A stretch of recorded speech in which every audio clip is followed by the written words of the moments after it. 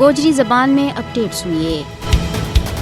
مقبوضہ ریاست جموں کشمیر میں تعینات بھارتی صفاقہ نے 1990 کا شروع دے ہی خود کی سرزمین انسانی خون دے لالازار کیو۔ بھارتی صفاقہ نے اجتماعی قتل عام کا درجنہ واقعات دہرایا۔ اوت نافذ بدنام زمانہ قوانین کی استثناء آڑما ان قاتلانہ انصاف کا کٹیراما بھی نہیں آنے جاتا۔ اجتماعی قتل عام کا انسانیات میں زکورہ اور ٹینک پورہ سری نگر بھی شامل ہے۔ جت 1990 میں آجی کے دیہڑے وردی پوش دہشت گرد بھارتی فوجیاں نے 50 سے زیادہ کشمیریاں نہ خاک اور خون کے بچ نوال دیتا۔ 32 سالاں کو لمو عرصوں گزرن کے باوجود بھی شہداء کا متاثرین آج بھی انصاف کا حصول کے واسطے انتظار کر رہی ہیں۔ 1 مارچ 1990 میں زکورہ کراسنگ اور ٹینک پورہ سری نگر اجتماعی قتل عام کی یاد کشمیریاں کا ذہن میں آج بھی اسی طرح تازہ ہے۔ زکورہ اور ٹینک پورہ سری نگر میں انسانی قتل عام کا ثانیات نے بھارتی فوجیوں کا صفاق چہرہ بے نقاب کر دیتا ہے۔ بھارتی صفاق صرف زکورہ اور ٹینک پورہ ہی محدود نہیں رہا بلکہ ایک کے بعد ایک اجتماعی قتل عام کا ثانیات انہوں نے دہرایا ہے۔ مقبوضہ جموں کشمیر دنیا کو سب سے زیادہ فوجی تعیناتی والو علاقہ ہے۔ پچھلا 33 سالوں میں 95,970 سے زیادہ کشمیری بھارتی گولیاں کو نشانوں بنے ہیں۔ بین الاقوامی برادری نے اون مجرمانہ خاموشی چھوڑ کے بھارت کا طرف